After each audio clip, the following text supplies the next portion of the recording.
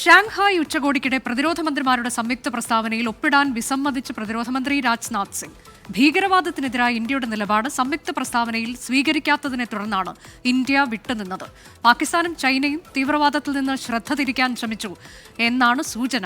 അച്യുതൻ വിവരങ്ങളുമായി. അച്യുതൻ, ഇന്ത്യ ശക്തമായ നിലപാട് സ്വീകരിച്ചു എന്നുള്ളതാണോ, അതിനെ തുടർന്നിപ്പോൾ ഒരു സംയുക്ത പ്രസ്താവനയിലേക്ക് പോകേണ്ടതില്ല എന്നൊരു തീരുമാനത്തിൽ എത്തിച്ചേരുകയാണോ?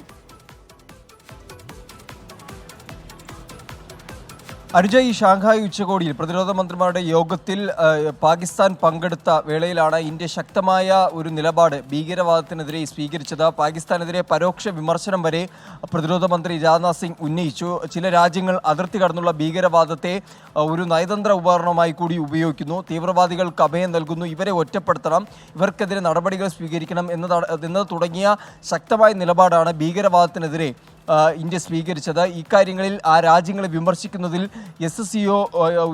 SCOയിലെ ഈ പ്രതിരോധ മന്ത്രിമാർ വിമർശനം ഉന്നയിക്കുന്നതിൽ മടിക്കരുത് എന്നുകൂടി ഇന്ത്യ ആവശ്യപ്പെട്ടിരുന്നു. പക്ഷേ അതിനുശേഷം, അതായത് ഈ ഷാങ്ഹായ് ഉച്ചകോടിയുമായി ബന്ധപ്പെട്ട ഒരു സംയുക്ത പ്രസ്താവന നടത്തുന്നതിൽ ഇപ്പോൾ ഒരു വിസമ്മതം ഇന്ത്യയുടെ ഭാഗത്തു നിന്ന് അറിയിച്ചിരിക്കുകയാണ്. അതിനുള്ള കാരണം ഈ ഭീകരവാദത്തിനെതിരായ ഇന്ത്യയുടെ നിലപാട് അത് മയപ്പെടുത്താൻ ശ്രമിച്ചു എന്നതാണ് ഉയരുന്ന ഒരു വിമർശനം. പാകിസ്ഥാനും ചൈനയും തീവ്രവാദത്തിൽ നിന്ന് ശ്രദ്ധ തിരിക്കാനായി ശ്രമിച്ചു. ഈ എതിർപ്പ് ഉയർന്നതോടുകൂടി പ്രതിരോധ മന്ത്രിമാരുടെ യോഗത്തിന് ശേഷം സംയുക്ത പ്രസ്താവന ഉണ്ടായേക്കില്ല എന്നാണ് ലഭിക്കുന്ന വിവരം.